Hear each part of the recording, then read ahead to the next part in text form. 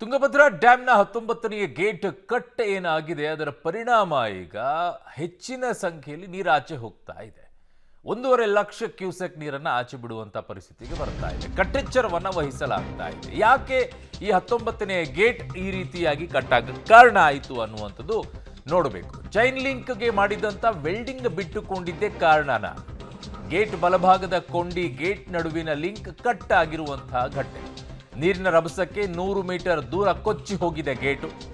60 ಅಡಿ ಅಗಲ, 20 ಅಡಿ ಉದ್ದ, 48 ಟನ್ ಭಾರ ಇರುವಂತ ಗೇಟ್ ಇದು.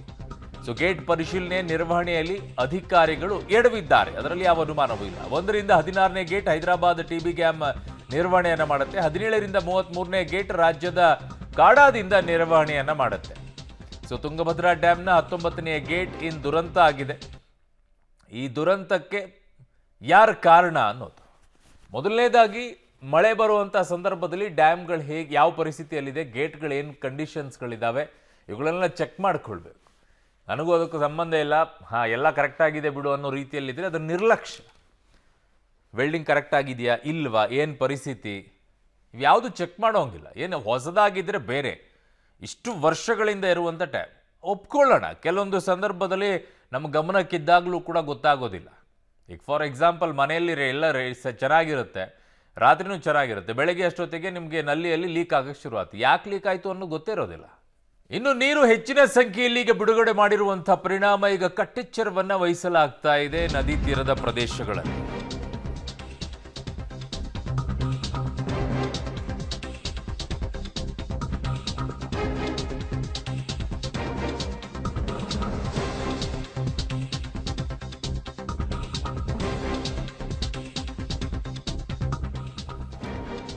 ಸೊ ಟಿಬಿ ಡ್ಯಾಮ್ ಗೇಟ್ ರಿಪೇರಿಗೆ ಬೇಕಾಗಿದೆ 7 ದಿನ.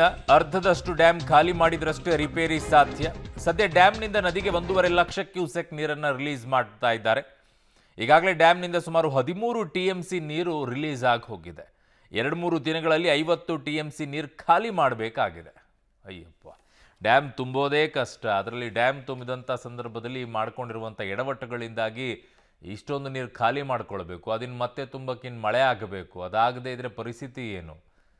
ಮಾಡುವಂಥ ಎಡವಟ್ಟುಗಳು ಯಾವ ರೀತಿಯಲ್ಲಿ ಪರಿಣಾಮಗಳನ್ನು ಎದುರಿಸಬೇಕಾಗತ್ತೆ ರೈತರು ಮತ್ತು ಅಲ್ಲಿರುವಂಥ ಜನರು ಅನ್ನೋದನ್ನು ನೋಡ್ಕೊಳ್ಳಿ.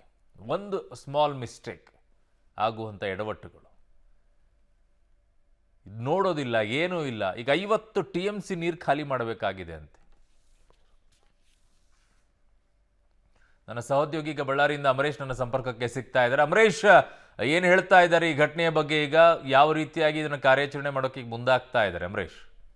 ಅರುಣ್, ಸದ್ಯಕ್ಕೆ ತತ್ಕ್ಷಣದಿಂದಲೇ ಇದಕ್ಕೆ ಪರಿಹಾರ ಕಂಡುಕೊಳ್ಳಿಕ್ಕೆ ಸಾಧ್ಯನೇ ಇಲ್ಲ. ಹೀಗಾಗಿ ಈಗಾಗಲೇ ತಂತ್ರಜ್ಞರ ತಂಡವು ಕೂಡ ಈಗ ಟಿಬಿ ಜಲಾಶಯದಲ್ಲಿ ಬೀಡು ಬಿಟ್ಟಿರುವಂಥದ್ದು. ಹೀಗಾಗಿನೇ ಸದ್ಯಕ್ಕೆ ಆರಂಭಿಕವಾಗಿ ಒಂದಿಷ್ಟು ಅಂದರೆ 25 TMC ನೀರನ್ನ ನದಿಯಿಂದ ಜಲಾಶಯದಿಂದ ಹೊರಗಡೆ ಬಿಡೋದು, ಅದಾದಮೇಲೆ ಒಂದಿಷ್ಟು ಪ್ರಮಾಣದಲ್ಲಿ ಪರೀಕ್ಷೆಯನ್ನು ಮಾಡೋದು. ಅಂದರೆ ಅಷ್ಟಕ್ಕೇನಾದರೂ ಗೇಟ್ ಕೂಡಿಸ್ಲಿಕ್ಕೆ ಸಾಧ್ಯ ಅನ್ನುವಂಥ ಪರಿಸ್ಥಿತಿ ಇದ್ದರೆ ಆಗಲೂ ಕೂಡ ಪ್ರಯತ್ನವನ್ನು ಮಾಡ್ತಾರೆ. ಒಂದು ವೇಳೆ ಅದು ಸಾಧ್ಯ ಆಗದೇ ಇದ್ದರೆ ತದನಂತರದಲ್ಲಿ 40 TMC ನೀರನ್ನ ಜಲಾಶಯದಿಂದ ಹೊರಗೆ ಬಿಡೋದು, ಅದನ್ನು ಅದಾದಮೇಲೆ ಮತ್ತೆ ಪರಿಶೀಲನೆ ಮಾಡೋದು. ಒಂದು ವೇಳೆ ಎರಡೂ ಕೂಡ ಸಾಧ್ಯ ಆಗದೇ ಇದ್ದರೆ ಅನಿವಾರ್ಯವಾಗಿ 60 TMC ನೀರನ್ನು ಜಲಾಶಯದಿಂದ ಹೊರಗೆ ಬಿಡಲೇಬೇಕಾದಂಥ ಪರಿಸ್ಥಿತಿ ನಿರ್ಮಾಣ ಅಂದಾಗ ಮಾತ್ರ ಗೇಟನ್ನು ಕೂಡಿಸ್ಲಿಕ್ಕೆ ಸಾಧ್ಯ ಆಗುತ್ತೆ. ಯಾಕಂದ್ರೆ 60 ಅಡಿ ಉದ್ದ, 20 ಅಡಿ ಆಗಲ್ಲ, ಅದ್ರ ಜೊತೆಗೆ 70 ಟನ್ಗೂ ಹೆಚ್ಚು ಪ್ರಮಾಣದ ಗೇಟನ್ನು ಕೂಡಿಸೋದು ಅಷ್ಟೊಂದು ಸುಲಭವಲ್ಲ. ಹೀಗಾಗಿನೇ ಒಂದಿಷ್ಟು ಸಮಯಗಳು ಬೇಕಾಗುತ್ತೆ. ಸದ್ಯಕ್ಕೆ ಕಾಡಾ ಅಧ್ಯಕ್ಷರು ಹೇಳಿರುವಂತಹ ಮಾಹಿತಿಯ ಪ್ರಕಾರ ಅಂದ್ರೆ ಸುಮಾರು 5 ದಿನಗಳ ಕಾಲ ಬೇಕಾಗುತ್ತೆ ಅನ್ನುವಂಥದ್ದು.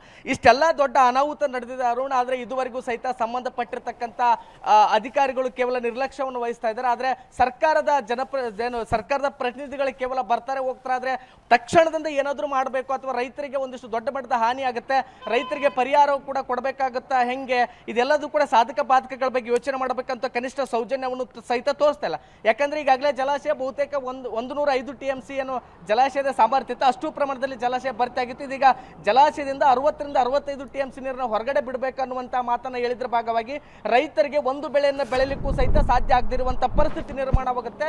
ಇಷ್ಟೆಲ್ಲ ಇದ್ರೂ ಸಹಿತ ಇದುವರೆಗೂ ಸಿಎಂ ಅವರು ಕನಿಷ್ಠ ಸೌಜನ್ಯಕ್ಕೂ ಸಹಿತ ಬಳ್ಳಾರಿಗೆ ಅಂದ್ರೆ ವಿಜಯನಗರಕ್ಕೆ ಬಂದಿಲ್ಲ. ಹೀಗಾಗಿನೇ ಒಂದು ಸಹಜವಾಗಿರ್ತಕ್ಕಂಥ ಪ್ರಶ್ನೆ ಮೂಡ್ತಾ ಇದೆ. ಯಾಕಂದ್ರೆ ಅಂದ್ರೆ ಕಾವೇರಿಗೆ ಸಾಮಾನ್ಯವಾಗಿ ನಾವು ಇಲ್ಲಿ ಭೇದ ಭಾವ ಅನ್ನುವಂಥ ಪ್ರಶ್ನೆ ಇಲ್ಲ, ಆದ್ರೆ ಅದರ ಹೊರತಾಗಿಯೂ ಸಹಿತ ಮಾತಾಡಲೇಬೇಕಾಗತ್ತೆ. ಯಾಕಂದ್ರೆ ಕಾವೇರಿಗಿದ್ದಂಥ ಕಾಳಜಿ ತುಂಗಭದ್ರೆಗೆ ಯಾಕಿಲ್ಲ, ಅದೇ ಕಾವೇರಿ ಭಾಗದಲ್ಲಿ ಏನಾದರೂ ಸಮಸ್ಯೆಗಳಾಗಿದ್ರೆ ಇಡೀ ಸರ್ಕಾರವೇ ಅಲ್ಲಿ ಬೀಡು ಬಿಡುತ್ತೆ. ಆದರೆ ಕಾವೇರಿಗೆ ಇಷ್ಟೊಂದು ದೊಡ್ಡ ಮಟ್ಟದ ಅನ್ಯಾಯ ಅಂದರೆ ತುಂಗಭದ್ರೆ ಒಂದು ಗೇಟ್ ಒಡೆದೋಗಿದೆ, ಇಲ್ಲಿರ್ತಕ್ಕಂಥ ರೈತರಿಗೆ ದೊಡ್ಡ ಮಟ್ಟದ ಅನ್ಯಾಯ ಆಗ್ತಾ ಇದೆ. 60 TMC ನೀರು ವ್ಯರ್ಥವಾಗಿ ಸಮುದ್ರ ಸೇರ್ತಾ ಇದೆ.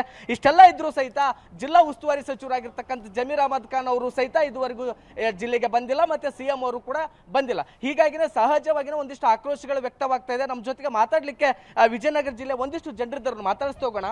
ಸರ್, ಈಗ ಇಷ್ಟು ದೊಡ್ಡ ಮಟ್ಟದ ಅನಾಹುತ ಆಗೈತಿ, ಇದುವರೆಗೂ CM ಬಂದಿಲ್ಲ, ಜಿಲ್ಲಾ ಉಸ್ತುವಾರಿ ಸಚಿವರು ಬಂದಿಲ್ಲ.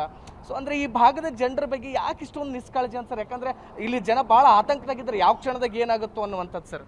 ನಿಜ.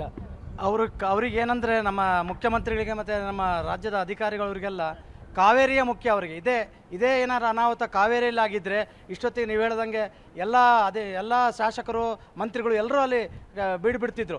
ಈಗ ಇಲ್ಲಿಗೆ ಶನಿವಾರ ಆಗಿದ್ದು, ಇವತ್ತು ಆಲ್ರೆಡಿ ಸೋಮವಾರ. ಇವತ್ತಿನವರೆಗೂ ಯಾವ ಅಪೋಸಿಷನ್ ಪಕ್ಷದವರು ಇಲ್ಲ, ಆಡಳಿತ ಪಕ್ಷದವರು ಇಲ್ಲ. CM ಅವರಿಗೆ ಮೈಸೂರಿಗೆ ಹೋಗ್ಲಿಕ್ಕೆ ಟೈಮ್ ಇರ್ತಾರೆ, ಇಲ್ಲಿ ಬರ್ಲಿಕ್ಕೆ ಆಗಲ್ಲ. ತುಂಗಭದ್ರಾ ಅಂದರೆ ಅವರಿಗೆ ಈ ಉತ್ತರ ಕರ್ನಾಟಕ ಜನ ಅಂದರೆ ವೋಟ್ ಬ್ಯಾಂಕ್ ಅಷ್ಟೇ ಅವರಿಗೆ. ಈ ಸಲ ಇದರಲ್ಲಿ ಕೂಡ ಕಾಂಗ್ರೆಸ್ ಎಷ್ಟು ಉತ್ತರ ಕರ್ನಾಟಕದ ಹೈಯೆಸ್ಟ್ ಬಂದಿದ್ದರೆ ಕೂಡ ಅವರಿಗೆ ಇಲ್ಲಿ ನಮ್ಮ ತುಂಗಭದ್ರಾ ಮತ್ತು ಉತ್ತರ ಕನ್ನಡ ಜನರ ಬಗ್ಗೆ ಬೇಜವಾಬ್ದಾರಿ, ಅವರಿಗೆ ನಿರ್ಲಕ್ಷ್ಯ. ಅಂದ್ರೆ ಇದು ಇಲ್ಲಿನ ಜನರು ಆಕ್ರೋಶ ವ್ಯಕ್ತಪಡಿಸ್ತಾರೆ. ನಾನು ಮತ್ತೊಂದು ಕಡೆಗೆ ತೋರಿಸ್ತಾ ಹೋಗ್ತೇನೆ. ನೋಡಿ, ಇದೇನು ಸದ್ಯಕ್ಕೆ ನಾನು ದೃಶ್ಯಾವಳಿಯಲ್ಲಿ ತೋರಿಸ್ತಾ ಇದ್ದೀನಿ. 19ನೇ ಗೇಟ್ನ ಪರಿಸ್ಥಿತಿ ಅಂದ್ರೆ 19ನೇ ಗೇಟ್ ಸಂಪೂರ್ಣವಾಗಿ ಓಪನ್ ಆಗಿದೆ. ಅಲ್ಲಿಂದ ಬರೋಬ್ಬರಿ 35ರಿಂದ 38,000 ಕ್ಯೂಸೆಕ್ ನೀರೀಗ ಹೊರಗಡೆ ಬರ್ತಾ ಇದೆ. ಅಂದ್ರೆ TB ಬೋರ್ಡ್ ಅಧಿಕಾರಿಗಳು ಹೇಳಿರುವ ಪ್ರಕಾರ 1 ಲಕ್ಷದಿಂದ 1.5 ಲಕ್ಷ ನೀರು ಸದ್ಯಕ್ಕೀಗ ಬಿಡ್ತಾ ಇದೀವಿ ಆಸ್ಪಾಸ್ನಲ್ಲಿರುವಂತ ಮಾತನ್ನ. ಅಂದ್ರೆ ಒಂದೇ ಗೇಟ್ನಿಂದ 35ರಿಂದ 38,000 ಕ್ಯೂಸೆಕ್ ನೀರು ಹೊರಗೆ ಬಂದ್ರೆ ಉಳಿದಂತ 27 ಗೇಟ್ಗಳಿಂದ ಕೇವಲ 70ರಿಂದ 75,000 ಕ್ಯೂಸೆಕ್ ನೀರು ಮಾತ್ರ ಹೊರಗಡೆ ಬರ್ತಾ ಇದೆ. ಅಂದ್ರೆ ಆ ಒಂದು ಗೇಟ್ಗೆ ಸಿಕ್ಕಾಪಟ್ಟೆ ಪ್ರೆಷರ್ ಆಗ್ತಾ ಇದೆ. ಒಂದು ವೇಳೆ ಎಲ್ಲ ಗೇಟ್ಗಳನ್ನು ಓಪನ್ ಮಾಡದಿದ್ರೆ ಇಡೀ ಅಣೆಕಟ್ಟಿಗೆ ದೊಡ್ಡ ಮಟ್ಟದ ಒಂದಿಷ್ಟು ಆತಂಕ ಎದುರಾಗುತ್ತೆ. ಯಾಕಂದ್ರೆ ಏನ್ ಬೇಕಾದ್ರೂ ಆಗ್ಬೋದು ಅನ್ನುವಂಥ ಪರಿಸ್ಥಿತಿ ಇದೆ.